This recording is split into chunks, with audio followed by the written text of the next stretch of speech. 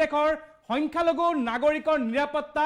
দাবীত প্ৰতিবাদ আজি সাব্যস্ত কৰিব আৰু ঢাকাৰ চাহবাগত হাজাৰ হাজাৰ হিন্দু শৰণাৰ্থী হাজাৰ হাজাৰ হিন্দু নাগৰিকে প্ৰতিবাদ কৰিব বাংলাদেশত ক্ষমা কৰিব হিন্দু সংখ্যালঘু নাগৰিকে প্ৰতিবাদ কৰিব আজি ঢাকাত এই মুহূৰ্তত সবিশেষ বিগ ব্ৰেকিং টাইমেটত লৈ অহাৰ চেষ্টা কৰিছো বাংলাদেশৰ 52খন জিলা নিৰ্যাতিত আক্ৰান্ত সংখ্যালঘু হিন্দু নাগৰিক হাজাৰ হাজাৰ সংখ্যালঘু হিন্দুৱে কপাব বাংলাদেশৰ ৰাজধানী ঢাকা সংখ্যালঘু হিন্দু নিৰ্যাতনৰ বিৰুদ্ধে চাহবাগত বিশাল প্ৰতিবাদী কাৰ্যসূচী আজি 3 বজাত বাঙালী খ্ৰীষ্টান বৌদ্ধ অন্যান্য সংখ্যালঘু নাগৰিকৰ বিশাল প্ৰতিবাদী কাৰ্যসূচী আজি ঢাকাত সেনাবাহিনীৰ কটকটীয়া নিৰাপত্তা ব্যৱস্থা সেনাবাহিনী কটকটীয়া নিৰাপত্তা ব্যৱস্থা দেখা গৈছে ঢাকাত অন্তৰ্বৰ্তীকালীন চৰকাৰৰ প্ৰধান মুখ্য উপদেষ্টা মহম্মদ ইউনুছলৈ সংখ্যালঘু নাগৰিকৰ সংখ্যালঘু সংগঠনৰ পত্ৰ থানা আছে কিন্তু আৰক্ষী নাই ঢাকাত থানা আছে কিন্তু আৰক্ষী নাই এই মুহূৰ্তত বাংলাদেশত থানা আছে কিন্তু আৰক্ষী নাই আইন ব্যৱস্থাৰ চৰম অৱনতি দেখা গৈছে বাংলাদেশত ব্ৰেকিং 5 আগষ্টৰ পৰা হাজাৰ হাজাৰ সংখ্যালঘুৱে প্ৰাণৰ মমতাত এৰিছে ঘৰ বাৰী এৰিছে হাজাৰ হাজাৰ সংখ্যালঘু নাগৰিকে বাংলাদেশৰ প্ৰায় 52খন জিলাত এই মুহূৰ্তত সংখ্যালঘু নাগৰিকৰ জীৱন আৰু নিৰাপত্তা চৰম অৱনতি দেখা গৈছে 3 বজাত কালিৰ দৰে আজিও বাংলাদেশত বিশাল প্ৰতিবাদী কাৰ্যসূচী সংখ্যালঘু নাগৰিকে প্ৰতিবাদী কাৰ্যসূচী আজি ঢাকাত এই মুহূৰ্তত দেখুৱাইছো যোৱাকালি বিষয়ে এম্বিয়েন্সৰ সহায়ত আমি দেখুৱাবলৈ চেষ্টা কৰিম অন স্ক্ৰীন ফুল স্ক্ৰীন আমি দেখুৱাম এয়া যোৱাকালি দৃশ্য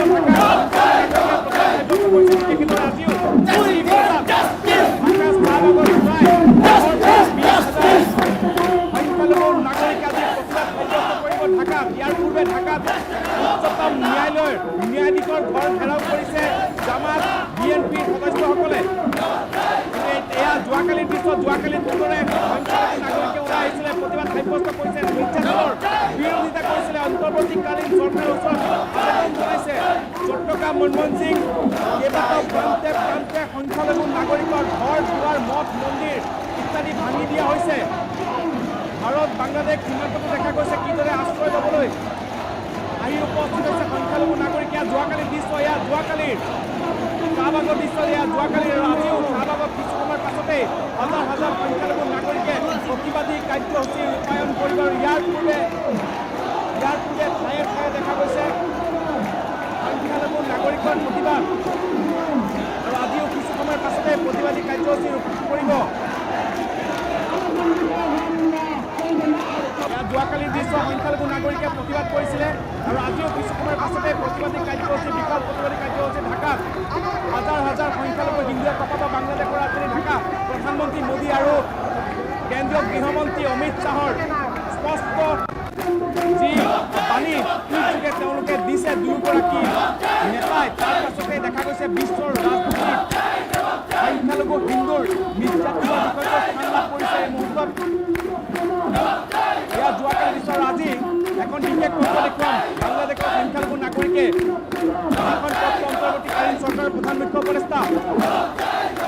মহম্মদ হাছান ইউনুছক ইতিমধ্যে এখন পত্ৰ তেওঁলোকে প্ৰদান কৰিছে আৰু সেই পত্ৰত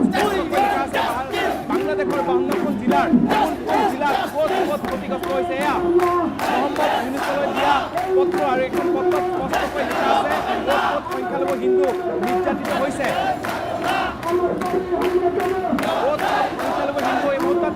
আমি দেখুৱাইছো এখন পত্ৰ বিশেষ পত্ৰ মহম্মদ ইউনুছলৈ দিয়া পত্ৰ উল্লেখ কৰা আছে ক'ত সংখ্যালঘু হিন্দু নিৰ্যাতিত হৈছে প্ৰতিবেদন দিয়া হৈছে আৰু তেওঁলোকে ন্যায় বিচাৰিছে কিন্তু ন্যায় ক'ত বিচাৰিব য'ত নেকি থানাই নাই দেশৰ আইন পৰিস্থিতি চৰম অৱনতি ঘটিছে বাংলাদেশৰ ৰাজধানী আৰু বাংলাদেশত সেনাৰ দখলত আছে সমগ্ৰ বাংলাদেশ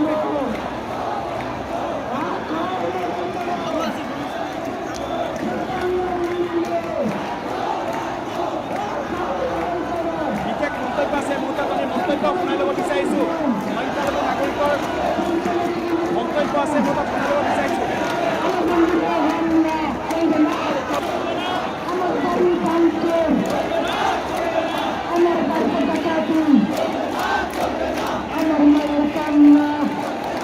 প্রিয় দেশবাসী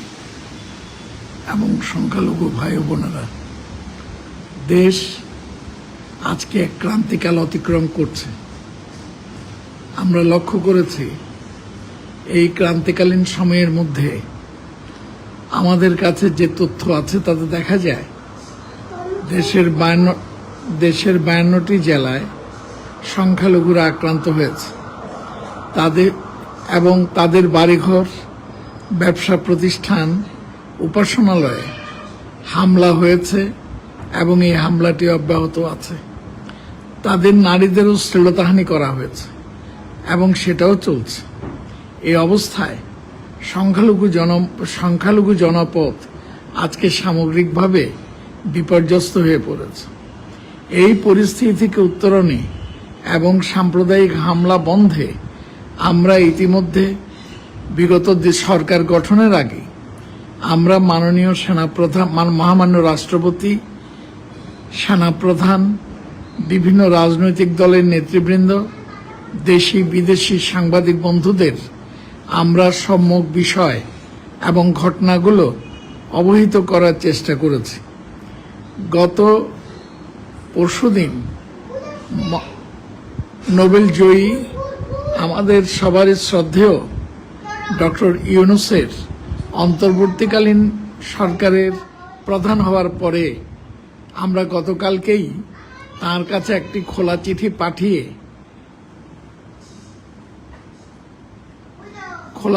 পাঠিয়ে আমরা সংখ্যালঘুর সমস্যাগুলো তাকে অবহিত করেছি। ইতিমধ্যে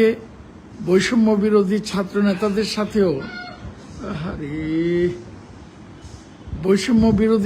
নেতাদের সাথেও আমাদের এবং যারা উপদেষ্টা হয়েছেন তাদের কয়েকজনের সাথেও আমাদের আলোচনা হয়েছে, কথা হয়েছে, প্রত্যক্ষে এবং পরোক্ষে। এমনি একটি অবস্থায় পরিস্থিতিতে ঢাকায় গতকালকে শাহবাগ চত্বরে সংখ্যালঘু ছাত্রদের উদ্যোগে যে সমাবেশ এবং মিছিল অনুষ্ঠিত হয়েছে, এই হামলা বন্ধের দাবিতে এবং সংখ্যালঘুদের স্বার্থ অস্তিত্ব রক্ষায় আমি এই আন্দোলনকে অভিনন্দিত করতে চাই। আমি মনে করি সংখ্যালঘু জনগণের অস্তিত্ব রক্ষায় ছাত্র জনতার এই যে আন্দোলন, এই আন্দোলনে যারাই আছেন তারা গোটা বাংলাদেশে এই আন্দোলনকে ছড়িয়ে দিন এবং যেখানে আছেন এই আন্দোলনের সাথে যুক্ত হয়ে নিজেদের অস্তিত্বের জন্যে নিয়মতান্ত্রিক গণতান্ত্রিক পদ্ধতিতে লড়াইটি অব্যাহত রাখেন যতক্ষণ পর্যন্ত হামলা চিরতরে বন্ধ না হয়। আমি আজকে এই কথাটি বলতে চাই, এই সময়ের মধ্যেও হিন্দু সম্প্রদায়ের কেউ মুনাফিকের ভূমিকা পালন করছে। তারা যারা হিন্দুদের উপর আক্রমণ চালাচ্ছে, একসাথে তাদের সাথে থেকেই তারা হিন্দু সম্প্রদায়কে, সংখ্যালঘু সম্প্রদায়কে বিভ্রান্ত করার চেষ্টা করছে। এদের কথায় কান দেবেন না এবং এদের পাতা ফাঁদে আপনারা কেউই পা দেবেন বলে আমি বিশ্বাস করতে চাই না। তবে এদের সম্পর্কেও আমাদের সজাগ, সতর্ক ও সচেতন থাকতে হবে। এদেশটি আমাদের, অতএব এদেশ থেকে পালিয়ে যাওয়ার মধ্যে কোনো যুক্তি নেই। আৰু এই আছিল সংখ্যালঘু এগৰাকী নাগৰিকৰ মুখেৰে বৰ্ণনা। তেওঁ আহ্বান জনাইছে মহম্মদ ইউনুছলৈ পত্ৰ প্ৰেৰণ কৰিছে আৰু হাজাৰ হাজাৰ সংখ্যালঘু হিন্দুৰ যিসমূহ ক্ষয়ক্ষতি হৈছে প্ৰায় 52খন জিলাৰ সেই পত্ৰখনত বিশেষভাৱে উল্লেখ কৰা হৈছে। এই মুহূৰ্তত আমি দেখুৱাইছোঁ যে যোৱাকালি দিনটোত এয়া প্ৰতিবাদ আছিলে ঢাকাত আৰু আজি 3 বজাত চাহবাগত আয়োজন কৰা হৈছে বিশাল প্ৰতিবাদী কাৰ্যসূচী। ইয়াৰ পূৰ্বে বাংলাদেশ উচ্চ ন্যায়ালয়ৰ ন্যায়াধীশৰ পদত্যাগৰ দাবীত প্ৰতিবাদ চলিছে আৰু এই মুহূৰ্তত ফুল প্লেট ব্ৰেকিং ৰহিছে, বিশেষ ব্ৰেকিং ৰহিছে ফুল প্লেট। এই মুহূৰ্তত বাংলাদেশৰ আন এক আপডেট লৈ আহিছোঁ। বাংলাদেশৰ উচ্চতম ন্যায়ালয়ৰ ন্যায়াধীশে মুহূৰ্তত পদত্যাগৰ সিদ্ধান্ত লৈছে। কেৱল তেওঁৱেই নহয়, তেওঁৰ লগত 6 বিচাৰপতিয়ে পদত্যাগৰ সিদ্ধান্ত লৈছে। বাংলাদেশৰ খবৰ ক্লাইমেট বিগ ব্ৰেকিং। এই মুহূৰ্তত ফুল প্লেট ব্ৰেকিং লৈ আহিছোঁ, ফুল প্লেট ব্ৰেকিং। বাংলাদেশৰ 52খন জিলাত নিৰ্যাতনা আক্ৰান্ত সংখ্যালঘু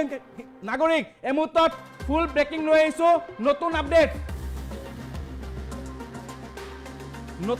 আমি লৈ আহিছোঁ সংখ্যালঘু হিন্দু নিৰ্যাতনৰ বিৰুদ্ধে শ্বাহবাগত বিশাল প্ৰতিবাদী কাৰ্যসূচী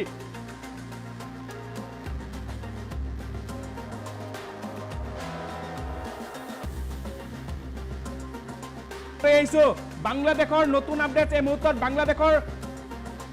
উচ্চতম ন্যায়ালয়ৰ মুখ্য ন্যায়াধীশে পদত্যাগৰ সিদ্ধান্ত লৈছে প্ৰধান বিচাৰপতি সহ 6 বিচাৰপতিৰ পদত্যাগ ছাত্ৰই আন্দোলন কৰিছিল আজি পুৱাৰে পৰা ৰাষ্ট্ৰপতিৰ হাতত আজি দাখিল কৰিব পদত্যাগ পত্ৰ বাংলাদেশৰ উচ্চতম ন্যায়ালয়ৰ মুখ্য ন্যায়াধীশে মুহূৰ্তত পদত্যাগৰ সিদ্ধান্ত লৈছে বিগ ব্ৰেকিং এই মুহূৰ্তত টাইম 8 বিগ ব্ৰেকিং নিউজ প্ৰধান বিচাৰপতি সহ 6 বিচাৰপতি পদত্যাগৰ সিদ্ধান্ত লৈছে ঠিক একেদৰে আজি ৰাষ্ট্ৰপতিৰ হাতত দাখিল কৰিব পদত্যাগ পত্ৰ টাইম 8 বিগ ব্ৰেকিং নিউজ আজিও ঢাকাত প্ৰতিবাদী কাৰ্যসূচী দেখা গৈছে ছাত্ৰ আন্দোলন কোটা আন্দোলন এই মুহূৰ্তত সমগ্ৰ বাংলাদেশ জ্বলিছে আৰু আইন শৃংখলা অৱনমিত হৈছে নতুন প্ৰধান মুখ্য উপদেষ্টা দায়িত্ব লোৱাৰ পাছতে আজিও প্ৰতিবাদ দেখা গৈছিল ঢাকাত বাংলাদেশৰ ৰাজধানীত আৰু প্ৰধান বিচাৰপতি সহ 6 বিচাৰপতিৰ পদত্যাগ এই মুহূৰ্তত বিগ ব্ৰেকিং আজি ৰাষ্ট্ৰপতিৰ হাতত দাখিল কৰিব পদত্যাগ পত্ৰ ঢাকাত সেনা বাহিনীৰ কটকটীয়া নিৰাপত্তা বেষ্টনী দেখা গৈছে পুনৰ যাতে সেই দিনটো উভতিলৈ যাব নালাগে তাৰ কাৰণে ঢাকাত সেনা বাহিনীৰ বিশাল নিৰাপত্তা দেখা গৈছে ঠিক একেদৰে আজি উচ্চতম ন্যায়ালয়ৰ ন্যায়াধীশ সহ 6 বিচাৰপতিয়ে পদত্যাগৰ সিদ্ধান্ত লৈছে আৰু আজি দাখিল কৰিব ৰাষ্ট্ৰপতিৰ হাতত পদত্যাগ 3 বজাত আজি হিন্দু সংগঠনৰ লগতে প্ৰায় হাজাৰ হাজাৰ হিন্দু লোকে আজি প্ৰতিবাদ সাব্যস্ত কৰিব ঢাকাত শ্বাহবাগত 3 বজাত প্ৰতিবাদী কাৰ্যসূচীৰ আহ্বান জনোৱা হৈছে